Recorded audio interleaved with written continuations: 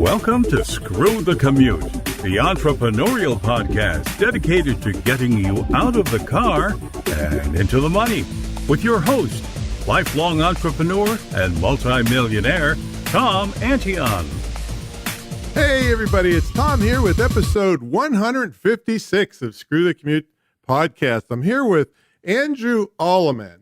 He's here as the founder of podcastguests.com, and he's going to talk about the great value of being a guest on other people's podcasts. And I can certainly vouch for that. I mean, I've made a fortune being on other shows besides Screw the Commute, and I also make money for the show host through affiliate commissions, which is one reason I get invited back. So I even recently did a Facebook Live called How to Be a Terrible Podcast Guest and What to Do About it. And I'll have the link to that in the show notes. And so I can't wait to hear what Andrew has to say about it.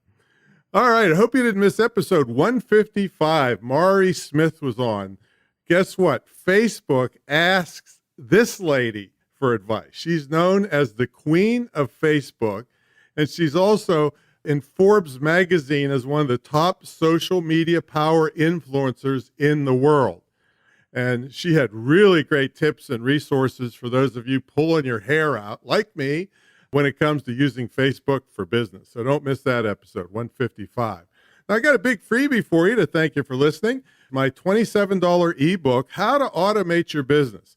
And just one of the tips in this ebook has saved me over 7.5 million keystrokes. And I just might have a little extra gift over there for you. But really, I got up to 150,000 subscribers and 40,000 customers with one part-time temp person using the techniques in this book. So you got to download that at screwthecommute.com/automate free. Screwthecommute.com/automate free.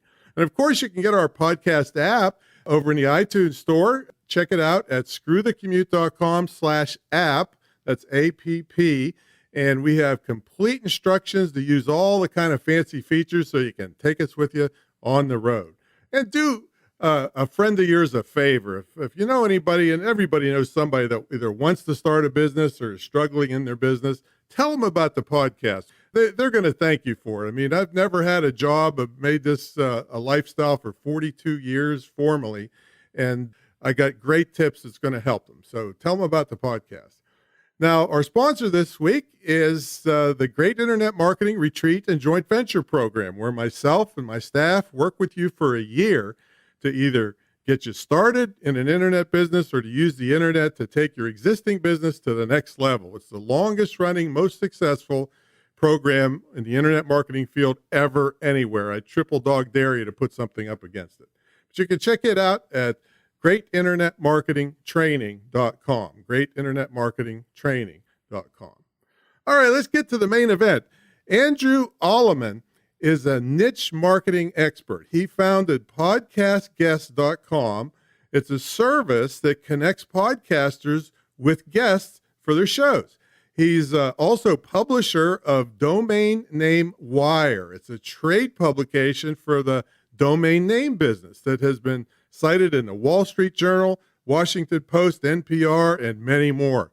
Andrew, are you ready to screw the commute? Let's do it. Let's do it. All right. Yeah. Well, it's great to meet you. I'm totally behind what you're doing with the podcast guests. I know the value of it, and it's a powerful thing you did. Tell us all about it. Yeah. So Podcast Guests is a service that connects podcasters with guests for their shows. And I've been a podcaster for many years. And after finding guests for my first 50 or so shows, I realized I pretty much tapped out my Rolodex for my topic. And I wanted to find more people, different people that I wasn't familiar with and that my audience wasn't familiar with. And I couldn't find an easy, simple, and affordable solution out there to do it. So I started podcastguests.com to make it easier for people like you and me, show hosts, as well as great guests and experts to get connected so that they can do podcast shows together. Yeah, it's a really great service. And I'm kind of concentrating on trading things right now. What's your opinion on trading interviews? If it makes sense, of course. Yeah, I think it's a good idea, as long as you go into it with, for example, when you're using podcastguest.com, I don't want people to ask for remuneration beyond helping promote each other's shows. Of course, yeah. I think it makes a lot of sense. And one thing you can do is be a guest on another show. And then if you have your own podcast, or if you have someone, sorry, if you're a host and you have someone on your show, at the end, you could say, I think I can talk to your audience about X, Y, and Z. Hmm. Have you thought about, maybe we can set that up for me to be a guest? Yeah, yeah, it's good. It's a good idea, and you can reach. I mean, with the way things are going with podcasts, I mean, they exceeded XM radio, and I mean, you can talk to the dashboard of your car now and say, "Hey, play Screw the Commute," and boom, there it goes. Right, So, right. Yeah, so it's definitely getting easier. I saw something just the other day with Apple potentially in their next version of OS coming out later this year, upgrading the location of the podcast app icon hmm on your screen, which should introducing more people to oh, so podcasts. make it more prominent. You mean? Right. Yeah. Oh, that's a great idea. Yeah, and then I mean, more Alexa devices are being sold every day. I think there's 15 million of them in the USA, and I've tested it with some people. They said, yeah, we can just say, "Hey Alexa, play Screw the Commute," and there it Yeah, and goes. it plays it. Yeah. Yeah, and it's free. See, compared to XM radio, that's probably why it exceeded their listenership. Right. So take us back a little bit. We'll get back into more of your service in a little while. But take us back. Did you ever have a job? Were you an entrepreneurial kid? How did you come up through the ranks? Yeah, well, I would say I was an entrepreneurial kid. I was the one, buying packs of candy and bringing them to school and breaking them down and selling them and making a profit. But I graduated undergraduate school with a finance degree right Okay. when the dot-com bubble was really getting to its prime. In 2000, got a very high-paying job at a tech company that, for all intents and purposes, kind of imploded about 2 years later. Yeah, yeah, it happens. And then I worked at a Fortune 500 company for a while, which was a miserable experience. And since that time, since about 2004 or five, I've either worked for myself or worked for investors, as it may be, if they invested in the company that I was involved hmm with. So Now, did you uh, plan on your exit from the miserable job, or did you just say, I've had enough, no, let's go? two things happened. One is my boss asked me if I wanted to leave with him to start a company. And then the other thing is I had always been doing stuff on the side, and the money I was making on the side was making more money than I was at working whatever 50 hours a week at a job. So that made it easier. I'll tell you, there was one day I was driving to work, and it was about a 25-minute commute, maybe a 30-minute commute. And I was speeding. I was maybe going 5, 10 miles over the speed limit. And when I got halfway there, I took my foot off the pedal, and I said, "Why am I speeding to work at a job that I don't enjoy?" That is great. Yeah, and so that was kind of the moment where I was like, "Okay, it's time to change things up." Well, yeah, I mean, for years I've been telling my students, my job is to make it too expensive for you to go to work, and that's I exactly like what that. you just I said. like that. Yeah. So so so you said your boss and you started a company. So what's that all about? Yeah, we started a technology licensing company that ultimately didn't work out. It was around for about a decade. I wasn't with it for that long. But then I've done lots of other startups and such. But my real joy is working for myself, not for investors, doing creating websites and creating web Hmm. businesses and doing that sort of thing. So you told us how the idea for a podcast guest came along, but that probably wasn't a super big investment to start that, was it? No, no, yeah, I'm a big fan of the MVP, the minimum viable product, and to start podcast guests. I started. Let's see, I started with a free Mailchimp account. I used Google Forms to capture information, which is free. I love it. A- Yeah. And then, I did buy a domain name, podcastguests.com, and set up a website. So there was a little bit of expense there, but we're talking $500 to get Exactly. off the We're ground talking and virtually make sure it nothing worked. to create a Right. worldwide entity. So That's Right. absolutely what I teach, because so many people, and I mean, prior to the dot-com bust, which was before the area that you were talking about, I think 98 or Mm. something, people were giving, millions and millions to kids that are wet behind the ears, and they just, lost all that money. So Right. this is the way to do it. Low investment, high returns. That's what I like. So give Hmm. people some tips on, like I said, I just did a Facebook Live, how to be a terrible podcast guest. And after 150 episodes, I figured out very quickly what a terrible guest is and what a good one is. So what's Yeah. your thoughts Yeah. on it? Well, and I wish I would have listened to that ahead of time, because I'll probably just be saying, the exact opposite, right? No, And tips I on. can't imagine that you would. You're way more experienced than me in the podcast world. So I actually, because a lot of people like you had experiences with terrible guests, I actually put together a guide. It's free. You can download it at podcastguests.com Great. slash guide. And we'll have that in the There's show no, notes for you. yeah, you don't even have to enter your email address. I just want people to Yeah, know how to be a exactly. good podcast guest. Um, and it's a quick guide. And, it's funny, when I got your email on coming onto your show, you had some specific instructions in there on sound quality and Hmm. such. And these are exactly the things that I think a lot of people miss. I think a lot of times when we've all had that guest who calls in for a podcast from the airport or something like Right. that, and it's Well, just so, and it seems like I'm being a little pissy about it, right? But the thing mhm, is they should thank me, because if they sound terrible, it's not doing either one of us any good. right. And it's different than just, okay, well, yeah, I did a Zoom meeting and those three people on there, yeah, we could hear each other. Well, that's not what we're talking about, right? Right, right. That's true. And so, from a sound quality perspective, I always tell people to make at least a small investment in a microphone, Mm-hmm. and you can get a pretty good just snowball mic on Amazon Ex- for $40 or $50. exactly. I use something better now, but that's a great way to start. The other thing is you have to have some sort of earbuds in your Mm-hmm. ear to prevent feedback, and so Exactly. that can be cheap. That can be your Apple headphones or whatever. As long as your laptop isn't making noise out, that thing gets picked up by your mic. Right. One of the hacks I have for sound quality for people that don't have a nice studio is to do it in a clothing closet. Those clothes Exactly. just Right.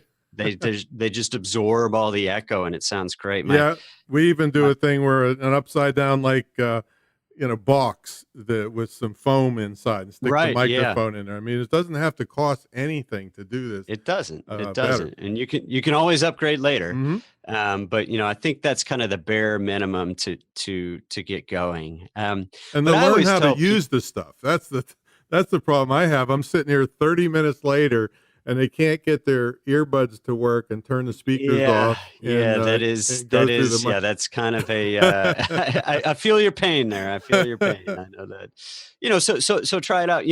Eh, a lot of podcasters, I use Skype to record, Yeah, and I used Skype. to, but I finally just canned it and went to Zoom. I was just having so much dropouts and stuff with Skype.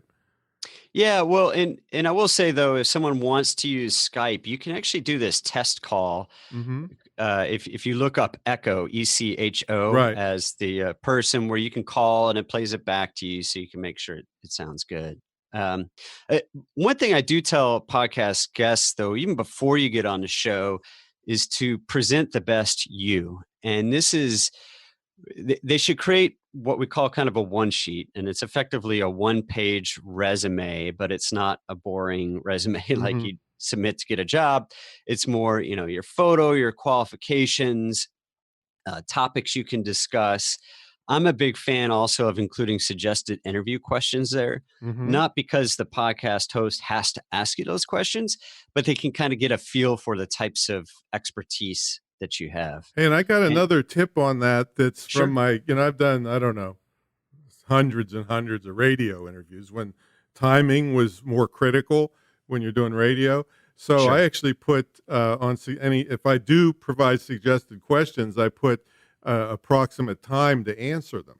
Oh, And the interesting. hosts are saying, like, "Oh my God, this guy's a pro," because we know if we got 30 seconds till break, he can answer this question in 25 seconds. Boom. So I got I like invited that. back all the I time like because of that. that kind of stuff. Which gets to, at a much simpler level, make sure you have great answers to those Exactly, questions. right. And don't Make sure go on for an you're hour on succinct the answer. and practice. Yeah. And, one thing I tell people to do on their one sheets is to say how you'll promote the show after you're on it. Mhm. Because that really tells the host that you will promote the show. And that's a lot of what they're looking for. They want you to educate their audience, and they also want you to help promote the show. And you being a guest on that show, you want the host to promote it. It's kind of this kind of kumbaya. Everyone gets together, Right. everyone helps each other out. Well, So we actually make a host page on screwthecommute.com for my episode on their podcast to send them to, like, screwthecommute.com oh, nice. /fire was for Entrepreneur on Fire. And Right. then my affiliate code is linked into that page so that they get a commission. So I'm sending them money for having me on the show. So these are Cool. Yeah. on the thing I did on Facebook, I said, here's to be a good guest. And then here's how you be a great guest. Right? Yeah. So, Yeah. and if they're getting money because of you, one time I was on a thing where they had a mandate that somebody's there only once. That was the mandate. Well, I've been there 5 times because they made money every time I was on. So you can really take this to the next level, and it really can do wonders for your business. I mean, just taking those little extra steps. I mean, what this can do for somebody's business. Yeah, it's great, and not a lot of people have discovered it yet too, which is wonderful. If you want to be a guest on podcasts, Mhm. podcasts are exploding. There are lots of hosts out there hungry for guests, and if you're a good guest, you will get invited back.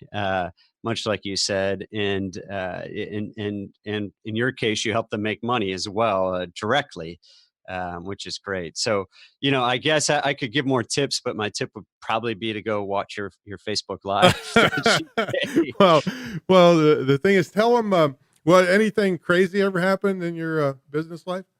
I'll say that it's fascinating who you can meet Mhm. through just through connections. Oh, yeah. My podcast that I run is associated with my domain name wire site, which is Now, is that just effectively. buying, selling domain names? Is that what that is? Yeah, pretty much. Okay. It's All it's right. all the people in that business. So, it's a trade publication for I all the see. domain name companies and domain investors. And so my podcast is about that, right? I'll interview someone who spent a lot of money on a domain name, or, the CEO of GoDaddy or something along those lines. Um, but it's funny. I had David Ellefson, who's the bassist with Megadeth, on once, Wow. and it's just kind of funny. He had a great story about how they got the Megadeth.com domain name, and a friend of mine sat next to him on a flight one day, and they started talking, and that story came out, and then he connected him to me, and after doing the podcast, it went so well that I interviewed him on stage at an industry conference. So it's just kind of funny how people that you would never imagine could be connected to you and what you do. Right. They always have a story, right? You can always find people with a story. Well, So yeah, and I got a friend of mine, I'm in the professional speaking business. There's a guy named Rick Butts, and he owned butts.com, butts.com. He right. sold it for $90,000 to the porn Yeah. people, and then he just bought rickbutts.com. Yeah. Uh, and then another thing I kind of remember, maybe you remember this, when Baltimore was naming their stadium, the city of Baltimore, I think, was naming their stadium or something. They named it and announced it, and some young guy went and bought the domain name instantly. They hadn't bought the Ah, domain name, and yeah. sold it back to them for some ungodly amount of money. So, I would not encourage people to do that sort of thing. That person might have gotten well, lucky, this but was back in the early days when there yeah, wasn't yeah, yeah. illegal or Right, criminal. exactly. But I mean, that's kind of stupid for those people to announce it, and they didn't even have the domain That name is that yet. is, I had someone on my podcast who was a marketing guy back in the 90s, and he was working with 7 Up on a campaign and for March Madness, and they had printed 7up.com on all these sides of the soda cans, on the court, all their ads and that sort of stuff. And then he got all the website made and that sort of thing. And then a few days before they were ready to go, before March Madness began, he said, "Okay, now I need you to point the 7up domain to the website." And they said, "Domain name?" what? And so they did not have the domain name, and they had to Oh, go get it. So oh my God. How yeah. much risk is there? But so what do you like best about working for yourself and what's the worst part? Well, I mean, I think the best thing is flexibility, wanting to do, doing whatever you want in a particular day. Now, where So, you live? What part of the country are you in? well, I live outside of Seattle now. Okay. All right. Do you do anything, I mean, do you work out of your home or how do you Yeah, work? yeah. So right now I work out of my home, so I don't have a commute. Mhm. And what I like is I've got a 12-year-old daughter. I can do stuff with her throughout the day when she's not at school. I can drop her off at school, pick her up from Nice. school. Very nice. This afternoon I'll go out for a run or a bike ride, and it's having that sort of flexibility. The amount of time we waste commuting places, Oh, man. it's crazy. It really is when you think about the wasted time, the wasted, gas, everything about it. And so I like the flexibility of it. I like the flexibility of being able to travel last minute. Recently, the Stanley Cup Finals were going on, and my team, the St. Louis Blues, were in it, and I really wanted to go to a game, so I told my daughter, let's get tickets and let's fly to St. Louis, and I didn't have to ask a company for time off or anything like that. Nice. So Nice, nice. True uh, lifestyle business, right? exactly. Yeah, so what's the worst part about it? I think depending on your situation, it can be kind of lonely, which is why I think people should look into co-working spaces sometimes Mhm. Tell as them a what way that to. is. Tell them what that is in case they don't So know. co-working space is basically where a bunch of other people, either startups or solopreneurs, will go and work during the day. And sometimes you can just get a desk for a certain number of hours a week, or you can get a physical office. I just moved from Austin. And while I was there, I had a physical office that I like to go to. A friend of mine owned the building, and there were other people around, and it kind of helped with some of that social aspect of work. Mhm. So what's it like to work with podcastguest.com? What does the person do? What happens? Tell us all about it.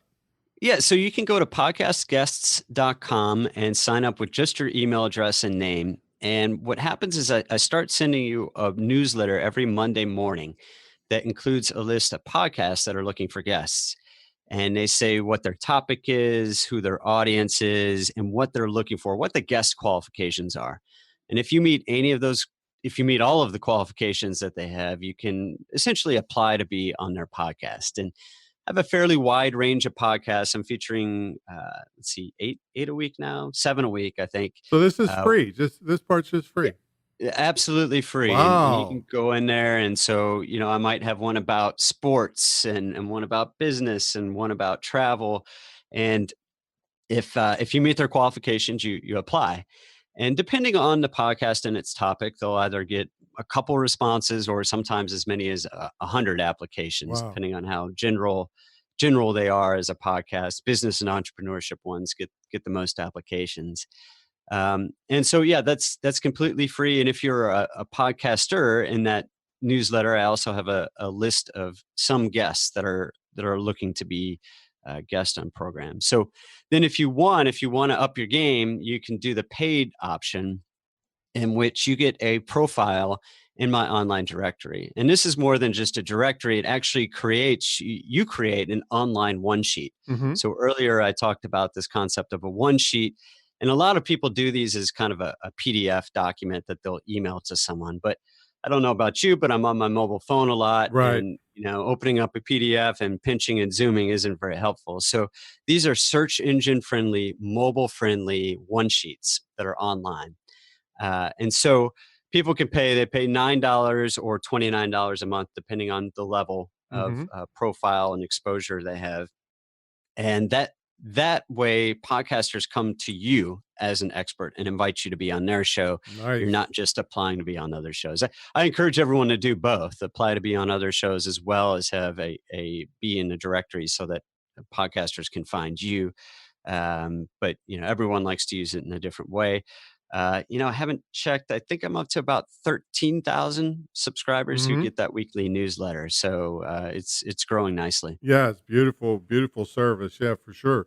So we got to take a brief break for our sponsor message. But when we come back, we're going to ask Andrew what's a typical day look like for him. We kind of got a little taste of that. We'll see if he's doing any speaking too. We'll ask him about that and how he stays motivated.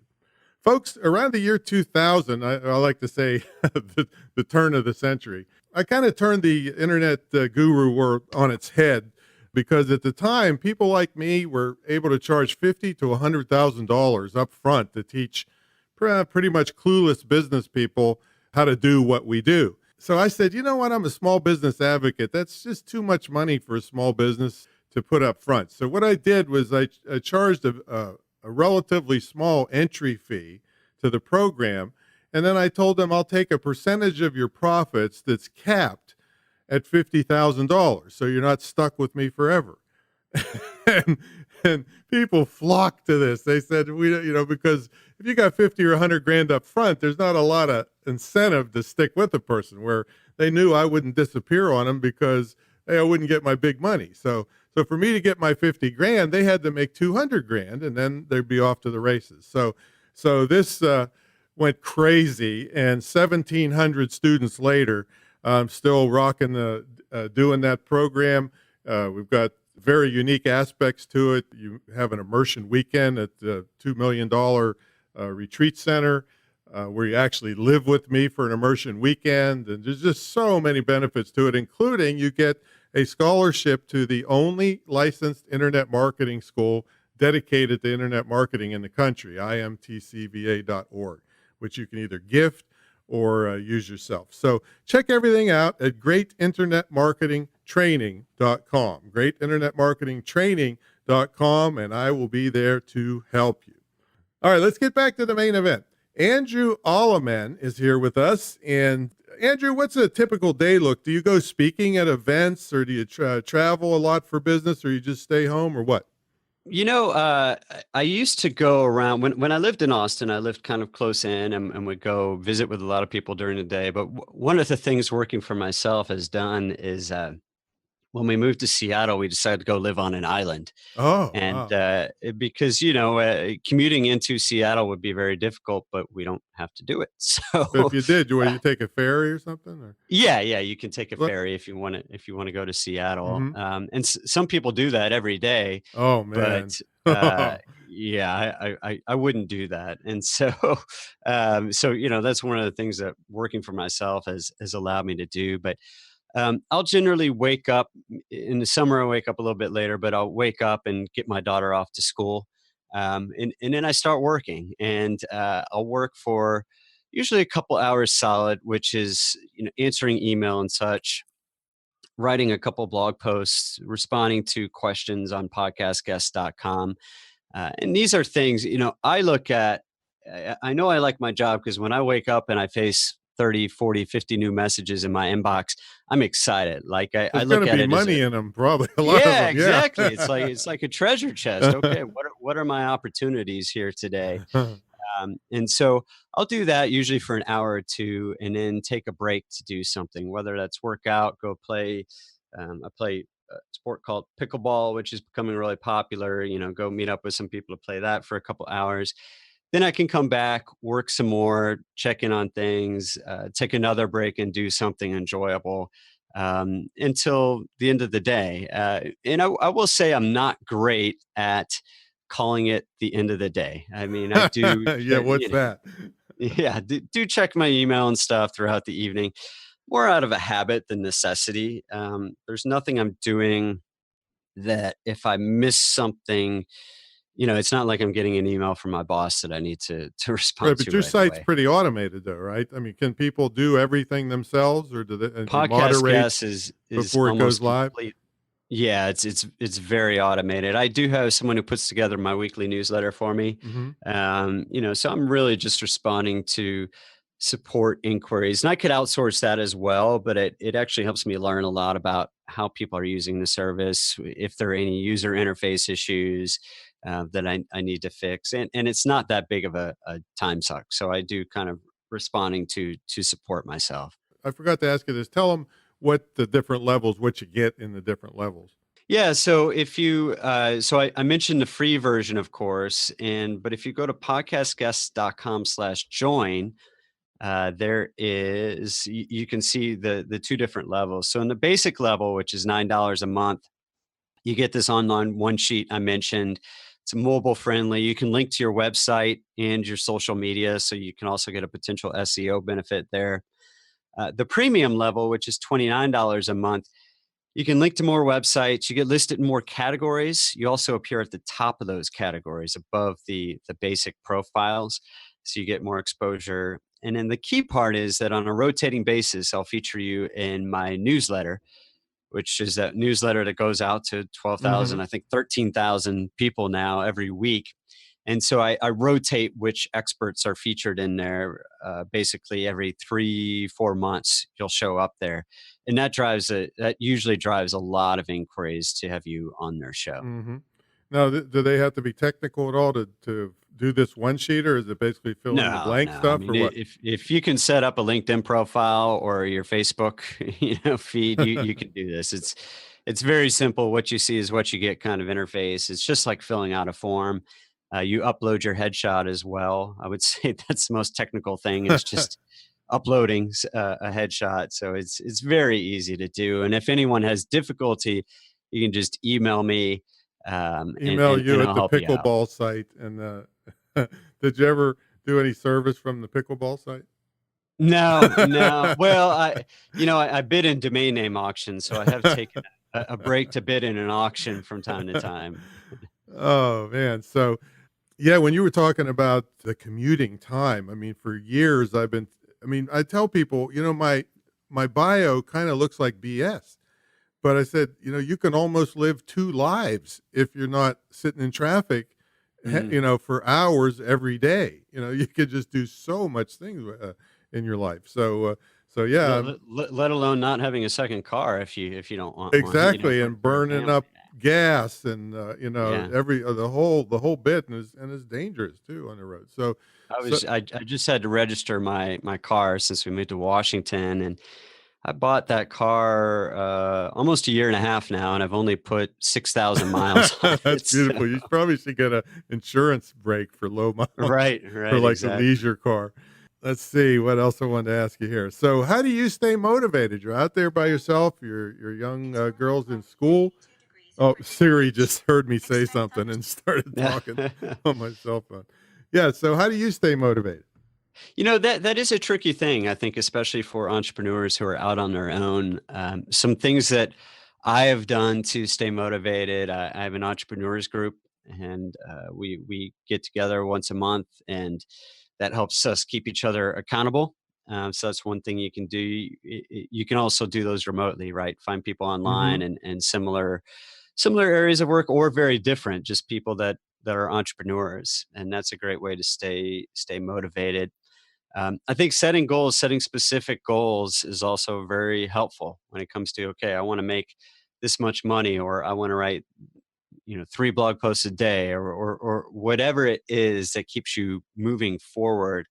I think that's key to staying Do motivated. you do that like on a daily basis? Do you write Yeah, write your yeah, goals out? I do have some things, but I'll say there's some days where I'm like, you know what? It just isn't working for me today. I'm going to decamp, go ride my bike, and come back and start again tomorrow morning. Yeah. Hey, is your daughter involved in the business at all? She sort of. My wife is also a podcaster, and Oh, okay. so she occasionally What's has her my daughter podcast? on the show. But Yeah, I don't think she's. we named your podcast, did we? I'm sorry. I don't think we gave the name of your podcasts. No, so the What's your Domain Name podcast? Wire podcast is one of Oh, them, that's and the one for the industry people, right, right? Okay. right, And what's hers? exactly. Hers is the Internet of Things podcast. The Internet So of Things. yeah, so you can go look on whatever your favorite podcast app is for those, or you can go to dnw.com/podcasts for the one about domain names, or iotpodcast.com for the one about the Internet of Things. And what is it about? Actually, hers. Well, you mentioned Siri coming on there, Yeah. which she might have just heard me. Hopefully not. No. But It's in my so we talk earphone. about things like Siri and your Echo, your Amazon Alexa and Google Home. Sorry, she talks about those sorts of things. So smart home stuff, industrial Internet of Things, Oh, basically any sort of connected device. oh, nice, nice. Yeah, I think I know the guy that outed Siri. His name is Ed Primo. Primo, Oh, I think. That was been a few years. So, hey, thanks so much for coming on, man. I really appreciate it. We're going to oh, have my pleasure. everything you got in the show notes, and I highly suggest people go over there and get on podcast. And this would be a fast track for $9 a month to get started. You're crazy. I mean, you blow that much on a Starbucks and a half, Hmm. so to be able to promote your business like this in this burgeoning field, it's just going crazy. So I'm going to make sure everybody hears about this, gets the show notes, and gets signed up for your service. And I'm going to go learn how to play pickleball now, I guess. It's I a don't fun even know what game. that is. Anyone at any age can learn to do it. It's a lot of fun. Well, thanks so much, Andrew. Oh, my pleasure. Thank you. All right, everybody. So check the show notes out. Click on Andrew's thing. Hey, get on his email list geez. I mean, he's giving you leads for free. I mean, get on the darn email list. So it's a great service. Never heard a bad thing about it. And if anybody's going to hear bad stuff, it's going to be me with my consumer advocate role. So check that out, everybody. And we'll